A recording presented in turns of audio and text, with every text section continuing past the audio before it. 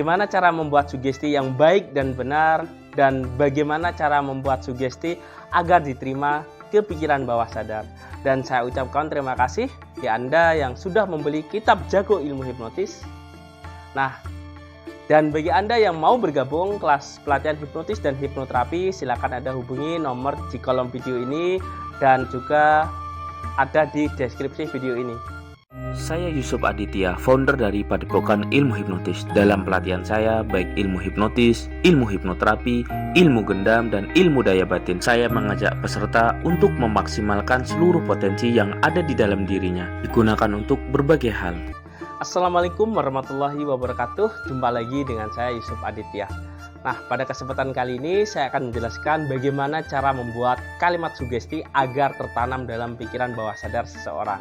Seperti video yang sudah saya singgung di awal, yaitu bagaimana cara membuat sugesti agar masuk ke pikiran bawah sadar seseorang dengan baik dan benar, dan bagaimana cara membuat sugesti yang manjur itu seperti apa. Nah, yang pertama yang perlu Anda pahami adalah membuat sugesti itu harus menggunakan kalimat positif. Ingat, membuat sugesti agar masuk ke pikiran bawah sadar seseorang itu harus menggunakan kalimat positif. Nah, contohnya itu seperti ini ya. Contoh yang keliru, misal. Nah, sekarang coba Anda jangan bayangkan seekor gajah. Oke ya, ingat sekali lagi, jangan bayangkan seekor gajah. Apa yang terjadi di pikiran Anda? Eits, ternyata yang muncul adalah gajahnya dulu baru dihilangkan. Nah, ini menandakan sugestinya tidak efektif. Nah, jadi kalimatnya harus positif. Contohnya seperti ini. Jadi langsung aja Anda bayangkan menjadi pribadi yang unggul. Jadi hilangi kata yang negasi ya. Dalam artian kata tidak, jangan, akan, atau bukan. Nah, ini biasanya ditolak oleh pikiran bawah sadar ya. Contoh, Anda jangan nakal. Apa yang terjadi? Ya tambah nakal. Tapi alangkah baiknya Anda jadi anak yang rajin. Nah, seperti itu. Contoh, kamu jangan sombong. Nah, itu bisa diganti kamu jadi yang baik dan rendah hati, seperti itu. Contohnya seperti ini juga. Jangan buang sampah di sini. Apa yang terjadi? Justru malah sampah numpuk di sana.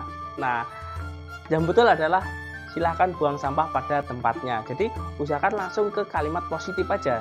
Seperti itu. Contoh, Anda jangan merokok. Diganti sekarang terusnya Anda berhenti merokok. Jadi langsung ke sugesti positif. Atau perintahnya langsung. Itu aturan membuat sugesti yang pertama, yaitu kalimatnya harus jelas dan positif. Ngerti ya? Cara yang kedua yaitu dengan cara penyampaian dengan cerita. Contohnya seperti ini, entah itu Anda penyampaiannya dengan dongeng, cerita, apapun itu. Contoh kayak pesan dulu ya, waktu saya SD atau saya masih sekolah, itu kan ada cerita tentang dampok awang atau bawang putih, bawang merah. Itu sebenarnya suatu teknik yang menghipnotis juga, yaitu pesan yang disampaikan adalah menjadi anak yang baik, jangan sampai menjadi anak yang buruk. Contoh kayak cerita maling kundang. Nah, itu menandakan juga bahwa kita harus berbakti kepada orang tua. Kalau tidak berbakti kepada orang tua, maka yang terjadi adalah kita dapat karma dan sebagainya.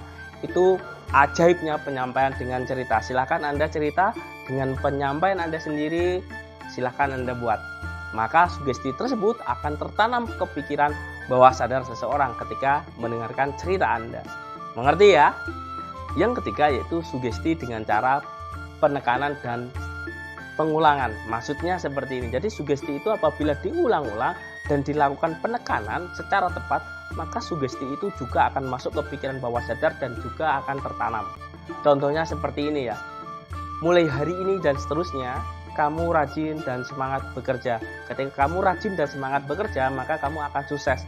Dan ketika sukses, maka kamu akan menjadi pribadi yang baik.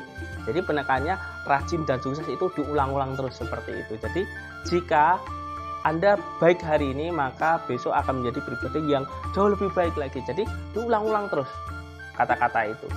Maka kata-kata itu juga akan masuk ke pikiran bawah sadar. Jadi intinya kalimatnya apa? Nanti diulang lagi seperti itu. Maka secara tidak langsung juga akan masuk ke pikiran bawah sadar. Jadi seperti itu ya cara penyampaian sugesti. Terus yang keempat yaitu ada yang namanya emosional atau value. Maksudnya di sini adalah ketika Anda menanamkan sebuah sugesti itu harus mengandung emosional, mempengaruhi fisiknya atau mempengaruhi perasaannya dia dan sangat penting bagi dia. Contohnya seperti kamu itu ketika menjalankan sesuatu kamu akan merasakan sangat happy, sangat senang dan itu akan membuat diri kamu menjadi percaya diri. Nah, contohnya seperti itu. Jadi kalimatnya harus menyentuh emosinya seperti itu. Jadi ketika menanamkan sugesti harus digunakan dengan kalimat emosional dan mengandung value atau nilai penting dalam kehidupannya. Terus yang kelima yaitu sugesti harus menggunakan bahasa ibu atau bahasa yang mudah dimengerti. Contohnya ketika Anda mengsugesti seseorang, gunakanlah bahasa kesehariannya. Ketika Anda menggunakan bahasa Inggris, ternyata orangnya orang Jawa, otomatis maka sugesti itu akan ditolak. Kenapa? Karena sulit dipahami. Jadi ketika Anda ngasih saran atau ngasih sugesti, usahakan dengan bahasa kesehariannya atau bahasa ibu. Tujuannya apa? Biar sugesti itu mudah dicerna oleh pikiran bawah sadar dan langsung akan tertanam ke pikiran bawah sadar. Jadi itu aturan yang kelima, yaitu harus menggunakan bahasa ibu dan mudah dimengerti dan mudah dipahami. Contoh, ketika saya memberikan suatu sugesti, ketika saya melakukan terapi, saya juga menggunakan bahasa keseharian klien seperti itu. Jadi tergantung kliennya berasal dari daerah mana ya. Biasanya saya tanya dulu latar belakangnya apa, terus kesehariannya apa, terus bahasa yang sering digunakan apa. Biasanya di situ di sesi praktek ya atau sesi pendekatan. Biasanya nanti saya gunakan ketika ngasih sugesti, saya juga menggunakan bahasa keseharian klien saya. Itu yang kelima. Terus yang keenam, ketika Anda ngasih sugesti itu harus mengandung etika dan norma ya. Dalam artian tidak boleh bertentangan dengan etika dan norma. Kenapa? Ketika sugesti yang kita berikan itu bertentangan dengan etika dan norma, maka bisa dipastikan sugesti itu akan ditolak oleh pikiran bawah sadar dan orang tersebut bisa bangun. Dalam artian dia tidak mau ketika sugesti. Contoh, ketika Anda menghipnotis seorang kemudian Anda suruh membuka baju, maka otomatis sugesti itu langsung ditolak, pasti dia akan bangun, bahkan akan sadar. Ketika Anda ngasih sugesti itu harus menguntungkan. Seperti tujuannya apa? Biar sugesti itu juga tertanam. Oke, paham ya tentang rumus bagaimana cara membuat sugesti agar tertanam dan bisa dijalankan oleh pikiran bawah sadar. Oke, mungkin ini yang bisa saya sampaikan, dan bagi Anda yang mau belajar tentang ilmu hipnotis, ilmu hipnoterapi, ilmu gendam, dan ilmu daya batin, silakan Anda kontak nomor yang ada di video ini dan bisa juga Anda lihat di deskripsi video ini. Oke, saya Iri, Billy Taufik wal Hidayah. Wassalamualaikum warahmatullahi wabarakatuh.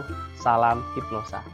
Hari ini kita kirim paket ke luar pulau, yaitu pelatihan ilmu daya batin, rahasia hipnotis nonverbal atau ilmu gendam, advance hipnoterapi, dan quantum magnet rezeki. Nah, ini aplikasi kekuatan pikiran bawah sadar untuk keajaiban, keberuntungan, dan rasa syukur, dan mengakses kesadaran tertinggi. Nah, bagi siapapun yang ingin belajar, silahkan. Terima kasih.